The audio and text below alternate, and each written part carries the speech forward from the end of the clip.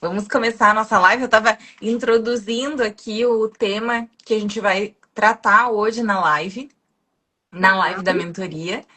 A Shirley, eu quero que, início de tudo, eu quero que tu te apresente para nossa audiência, que tu fale sobre a tua formação, sobre a tua atuação, onde tu atua, que tipo de cliente tu atende.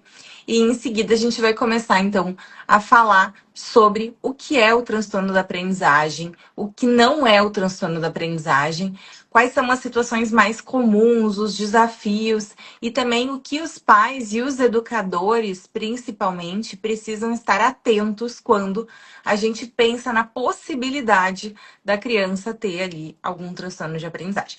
Mas vamos começar então contigo te apresentando, querida. Pode tá falar. bom, tá bom. Então, eu tenho formação em psicologia há 12 anos já. Trabalho com avaliação neuropsicológica em todas as faixas etárias desde 2019. Então, isso aí beira mais ou menos entre 7 e 8 anos eu trabalho com avaliação. Eu tenho especialização em avaliação e reabilitação neuropsicológica, mas eu não trabalho com reab, né? Eu me propus a trabalhar principalmente com avaliação. Eu tenho especialização também em neuropsicologia do autismo e em terapia cognitivo-comportamental, que aí então eu atuo com psicoterapia, né? E de lá para cá, desde que eu decidi então fazer a avaliação, a área que eu mais estudo, que eu mais busco, que eu mais investigo, né? E que tem, de certa forma, dominado bastante a clínica. A minha clínica é em Taquari. Eu sou vizinha da Nicole, aqui pertinho, né, Nicole? Taquari fica no Então, Rio Grande do Sul, tá? no Rio Grande do Importante Sul. falar. Isso aí. Muito bem. Shirley, então, eu acredito que um tema importante como esse, ele merece ser introduzido à luz do contexto que ele acontece, né? Que é geralmente nos primeiros anos da alfabetização, nos primeiros anos de escolarização. E é importante aí já é uma pergunta comum, né? A partir de que idade a gente pode começar a pensar na possibilidade da criança ter algum transtorno de aprendizagem? E também a gente poder pensar em por que é importante a gente pensar sim se é um transtorno ou não. Por quê? Né? Eu acho que eu já vou trazer assim, uma problemática que a gente tem muito comum, que é as pessoas fogem muito da palavra transtorno. Isso também é uma dificuldade muito grande. Nem tudo é transtorno, Sim. mas nós, como neuropsicólogas, temos o dever de buscarmos confirmar ou refutar ou trabalhar na hipótese desses transtornos. E qual o motivo disso? Acho que é importante a gente introduzir, né? O motivo disso é exatamente não deixar a criança desassistida nas necessidades dela de adaptação, de estimulação, de acomodação, de suporte escolar, para que ela tenha uma vida escolar, eu sempre falo isso, uma vida escolar feliz, né? Muito feliz. Então, amada, eu gostaria que tu falasse um pouco, Shirley, assim, da tua prática, né, da tua extensa formação. Como tu vê a idade em que o transtorno de aprendizagem ele pode começar a ser notado, pode começar a ser hipotetizado aí? Na verdade, né, como um transtorno de aprendizagem, ele é um transtorno de ordem neurobiológica, ele já pode ser percebido, né, alguns sinais ali no pré-escolar. Mas é óbvio que nessa idade não vai aparecer para nós, enquanto psicólogas, fazer uma avaliação ou identificar esse transtorno. Acho que é importante a gente também pensar nisso, né? Eu recebo normalmente crianças aqui a partir do segundo e terceiro ano com essa queixa, né? Com a dificuldade na aprendizagem, demorou para se alfabetizar, uma leitura lenta, a dificuldade na escrita, dificuldade na interpretação. E o que eu cuido muito nesse sentido, assim, é um período em que eles estão em processo de alfabetização, né? Então, acho que é importante a gente pensar nesse sentido, assim, de que a gente pensar logo no início em um transtorno de aprendizagem Então a gente precisa ter esse cuidado, né, para entender o que está por trás dessa dificuldade, entender o contexto dessa criança, entender como que ela funciona em sala de aula, como que é o momento dela de estudo em casa, como que essa família acompanha esse momento de estudo e como que a família acompanha a escola, para que a gente possa vir a pensar ou não, né, no transtorno de aprendizagem ou numa dificuldade de aprendizagem e o que está por trás disso. Então, sempre que eu converso com os professores, que eu vou na escola e que eu faço esse contato, eu tenho esse cuidado, assim, de a gente tentar entender o que tem por trás disso, né? E compreender o funcionamento dessa criança, a motivação dela em relação ao estudo, em relação à escola, como que ela se percebe para que a gente possa entender qual é o contexto. Perfeito. E eu acho que aí tu traz um tema muito importante na alfabetização e nesses primeiros anos, né? Que é o contexto. E o contexto de estimulação da criança, de suporte que ela tem, até o do método de ensino de alfabetização, tem um impacto muito significativo na chance da criança se alfabetizar num momento, né, num tempo que a gente considera típico, né, que geralmente vem ali desde a estimulação da pré-escola com habilidades, né, pré-alfabetização, que são importantes para a criança ter chance de maior de se alfabetizar, quanto nos anos seguintes, né? Então, acho que esse é um ponto super importante. E o contexto de estimulação da criança, inclusive, acho que é legal a gente trazer isso sobre o manual diagnóstico estatístico dos transtornos mentais que nós usamos, todos os profissionais usam dentro da saúde para diagnosticar transtornos, ele já prevê que nenhuma criança pode ser diagnosticada com um transtorno específico da aprendizagem, vulgo, vamos aqui dar nome, né? Dislexia, descalculia, tá? Isso é bem importante, que a dislexia envolve, então, aspectos relacionados à leitura e à escrita, e a descalculia em relação ao processamento da matemática, né? Do processamento numérico, enfim, de forma mais ampla. E esses transtornos, de acordo com o manual, eles só podem ser diagnosticados quando, né, a criança está dentro de um contexto de estimulação ótima. E isso envolve essas variáveis que tu trouxe. Ó, os gatinhos aqui atrás estão participando da live. E isso envolve essas variáveis que tu trouxe de uma estimulação adequada, de um suporte suficiente para a criança e de um método de alfabetização que seja realmente baseado em evidências de que é o melhor método para crianças que têm as dificuldades de aprendizagem, que não são transtornos de aprendizagem, se alfabetizarem. Porque o transtorno, né, Shirley, ele acaba sendo uma possibilidade de diagnóstico quando a gente percebe que a criança não responde à estimulação. Esse é um ponto muito importante, né? Isso. Então, a criança que vem no consultório do neuropsicólogo, já tendo feito terapia fonoaudiológica, psicopedagogia, a abordagem escolar super adequada, uma escola com suporte educacional muito adequado, é um cenário, né, para a gente poder pensar num transtorno. Olha, a criança tem todo esse suporte e não se alfabetiza ou não consegue, não só se alfabetizar, né, Shirley? Acho que esse é um ponto importante. Ela até lê e escreve, mas ela lê com muito sacrifício, com muita dificuldade, ela evita muito as tarefas de leitura e isso impacta, claro, toda a escola. Outro cenário que a gente pode pensar é a criança que vem em um contexto de baixa estimulação ou de baixo suporte, né? Então a estimulação até é adequada, só que ela não está tendo ali um suporte específico para a dificuldade dela, né? Ou ela está sofrendo outras dificuldades ali ambientais que estão prejudicando a alfabetização, a aprendizagem dela, o método de ensino que é mais adequado para a gente pensar na alfabetização é um método fônico, baseado em evidências, né, de que ele é o melhor método para alfabetização. Então, são cenários diferentes que a gente precisa realmente ponderar, né? Quando a gente pensa na possibilidade de um transtorno. E falando nisso, então, né, Shirley, eu fiquei pensando em a gente poder compartilhar um pouco sobre exatamente quais são os pontos de alerta, né, para a gente trazer o paciente para uma avaliação.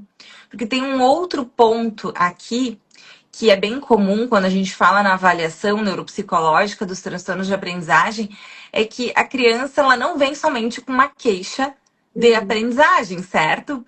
Então, eu queria que tu falasse um pouquinho, assim, quais são as queixas que tu observa que são mais comuns, que vêm junto com o transtorno ou com a dificuldade de aprendizagem e que trazem confusão, né? Traz assim, ai, será que a criança não é mal educada? Ah, será que a criança não é só muito danada? Ou a criança não é muito desatenta ou desinteressada na escola? O problema é que ela é desinteressada. Então, eu queria que tu falasse um pouquinho sobre essas queixas que vêm junto, que podem confundir aí, muitas vezes, os pais e os educadores. Nicole, o que mais chega aqui, assim, a queixa mais comum junto à dificuldade de aprendizagem é a desatenção e a dificuldade de concentração. E eu até acredito que isso seja algo o mais comum para todas nós, né? Sempre vem junto a dificuldade de aprendizagem, então a queixa de desatenção. Se pensarmos em um transtorno de aprendizagem específico, né, como tu comentou ali da dislexia, a gente vai ter sim esse perfil de uma criança que pode vir a ser desatenta, mas que não necessariamente ela tenha mais um diagnóstico ou mais um transtorno, né? Porque a desatenção e a dificuldade de concentração, ela pode estar relacionada à dificuldade de aprendizagem. Pensando então na dislexia, a criança ela vai ter a dificuldade de compreender o que ela está lendo, né, de escrever, né, ali a ortografia, a leitura lenta e pausada, logo ela vai ter maior dificuldade de se manter atenta em algo que está tão difícil para ela, né? Então, para mim, o que mais chega nesse sentido é a queixa da desatenção, e aí a gente tem que fazer uma coisa que tu sempre fala muito, né? A gente precisa ampliar essa avaliação. A gente não pode focar só no transtorno de aprendizagem, mas, como eu falei antes, entender o contexto que essa criança está inserida, entender o que mais tem por trás dessa dificuldade, né? Então, a questão da desatenção, da dificuldade de concentração, ela faz parte, né, desse processo de aprendizagem dentro de um transtorno. E também a gente entender como que é esse ambiente de sala de aula, como que tem sido conduzido isso, como que essa criança estuda em casa, né? E eu acho que, complementando ali o que tu comentou no início sobre os anos iniciais ali, né? Eu sempre, quando eu recebo uma criança ali, por exemplo, entre o primeiro e o segundo ano, que isso também é comum, uma dificuldade de aprendizagem, eu já penso, vamos entender como que é o estímulo que essa criança tem recebido, né? E o que a gente vai fazer com isso para não já pensar em um transtorno de aprendizagem. Então, a minha conduta nessas situações sempre, se essa criança não está em acompanhamento com um psicopedagogo, com fono, né, ou com aula particular, pedir essas intervenções para que depois, então, a gente possa repensar um possível diagnóstico e entender como que foi a evolução dela nesse processo, né, com essas intervenções específicas e voltadas para essa dificuldade na alfabetização. Então, eu acho que essa conduta ela se torna ponderada antes da gente pensar no transtorno, né? É uma conduta que acho que é bem importante a gente ressaltar isso, que é uma conduta interventiva em casos de que a gente percebe que a criança está num início de alfabetização, ou até já mais adiante, mas ela não está tendo o suporte adequado. Então, é uma conduta interventiva. Muito importante mesmo nesses casos. Então, não é, é importante ressaltar, né? Shirley, não é evitar o diagnóstico, não é fugir do diagnóstico, isso faz parte do processo diagnóstico, a intervenção, né? Tu olhar ali o que o paciente está trazendo, tu olhar o contexto dele e exatamente para tu poder, daqui 6 meses no mínimo, né, de acordo com o DSM, a gente conseguir fechar ou não um diagnóstico, tu vai colocar esse paciente para um processo interventivo adequado, com orientações adequadas, para posteriormente, então, poder, né, fazer ou não esse diagnóstico de acordo com a resposta que ele tiver quando a intervenção for bem adequada. É isso, Isso, né? isso, Uhum. isso. Eu sempre penso nesse sentido, porque às vezes, de que forma que essa criança está sendo olhada em sala de aula, né, Nicole? Qual é o ponto de atenção que essa professora está conseguindo dar? Porque às vezes são muitas crianças em sala de aula, então isso a gente também tem que pensar, né? O quanto de atenção que conseguiu ser voltado para essa criança, para a gente logo já pensar de cara no transtorno. Então, de forma alguma seria evitar, como tu bem disse, mas eu acho que de compreender isso, né, e pensar nessa intervenção, até para a gente ter um olhar mais assertivo. Eu sempre penso que se a gente erra naquele primeiro momento, o quanto de prejuízo essa criança vai ter mais para frente. Com Então, às vezes eu vejo que os pais pensam que a resposta seria naquele primeiro momento, né? E aí eu tenho que dizer que não, não é agora. A gente tem que ter calma e respeitar esse processo, fazer as intervenções, buscar o que é necessário agora, para depois, então, a gente fazer, né, o possível diagnóstico de uma forma mais assertiva. E isso envolve muitas vezes uma reavaliação Isso. neuropsicológica, fonoaudiológica também, né? Sim. E então, assim, é um processo que realmente leva tempo, que não vai ser imediato, né?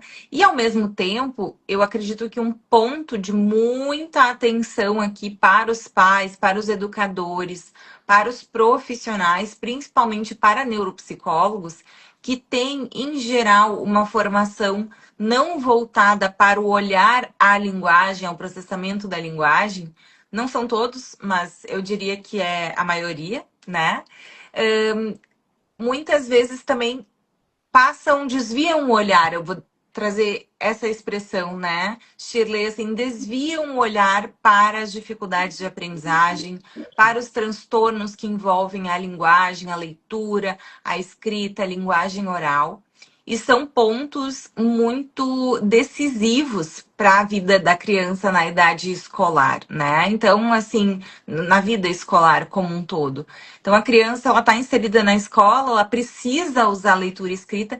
Então, a avaliação da linguagem, ela não pode ser simplesmente ignorada ou vista, muitas vezes também, que eu vejo isso um erro muito comum nas avaliações, ou a dificuldade na leitura e na escrita, ou até em relação à linguagem oral, é visto como parte de um quadro de TDAH, né? Como parte de questões de comportamento. E não pode ser assim a conduta, né? Quando se tem qualquer dificuldade, atraso, maior lentidão no processamento da leitura e da escrita, isso deve ser explorado, isso deve ser abordado de uma forma como tu trouxe, né? De frente, olha, nós vamos fazer intervenções, nós vamos olhar mais para essa dificuldade, vamos reavaliar posteriormente, mas muito cuidado para não colocar tudo na conta do TDAH, né? A evitação em ler. Ah, é porque tem TDAH. Ah, não quer escrever textos. Ah, porque tem TDAH. É muito fácil colocar tudo na conta do TDAH e ignorar a necessidade aí enorme que existe, né, de olhar para a estimulação da linguagem, para as adaptações relacionadas à linguagem, porque senão a vida da criança na escola, né, Shirley, se torna uma dificuldade sem fim, né? Uma dor sem fim, né? Muito significativa mesmo. E até a resistência, né, Nicole, deles, então, em frente ao estudo, porque tudo é muito difícil, né? O esforço deles não vale a pena. A tentativa, por mais que se esforce, aquilo não evolui, e aí eles vão vendo que os colegas estão passando à frente, eles estão ficando para trás. Então, isso também envolve questões emocionais que são muito pertinentes nesses casos, porque eles se comparam com os colegas. Então, a turma toda avança e eu fico para trás. eu me esforço, eu me dedico, eu vou na psicopedagoga, eu faço aula particular, mas então a gente precisa muito, né, fazer essa abordagem interventiva para que isso possa funcionar e evoluir. Eu sempre penso que antes do diagnóstico é melhor que a criança consiga se sentir confortável e evoluir com as intervenções adequadas, obviamente, do que a gente ficar pensando tanto no nome, né? Uhum. Exatamente, é muito importante, sim. E a gente vai fazer essas intervenções exatamente para saber do que a gente está falando, porque a criança que não tem transtorno, esse é um ponto bem importante da gente deixar claro, a criança que não tem transtorno, com uma intervenção adequada, ela vai responder à intervenção. Ela Sim. vai melhorar. Claro que se as dificuldades não forem explicadas aí por questões intelectuais, que são mais amplas do funcionamento da criança, né? Que daí isso já é um outro assunto aqui. Por isso que a Mas, avaliação é tão importante, né? Até para a gente entender a questão intelectual no processo. exatamente, exatamente, a gente entender a criança como um todo, não olhando somente para uma variável, né? Para Sim. um aspecto. Acho que uma pergunta importante aqui que a gente recebeu no início da live, vamos aproveitar, já que a gente está encerrando, a gente poderia ficar falando, né, Shirley, assim, mais tempo. É um tema muito interessante, mas uma pergunta que a gente recebeu é se neuropsicólogos podem diagnosticar esses transtornos, né, de aprendizagem. E a resposta é sim. Podem, desde que eles tenham um profundo conhecimento em como fazer a avaliação desses transtornos, tá? Então, esses transtornos, eles precisam de uma avaliação padronizada, de uma compreensão ampla do sujeito, como a gente está falando aqui, descartando e olhando para aspectos que são comportamentais, que são intelectuais, de uma forma aprofundada, não é opinião, porque a avaliação neuropsicológica, né, Shirley, por que fazer uma avaliação neuropsicológica?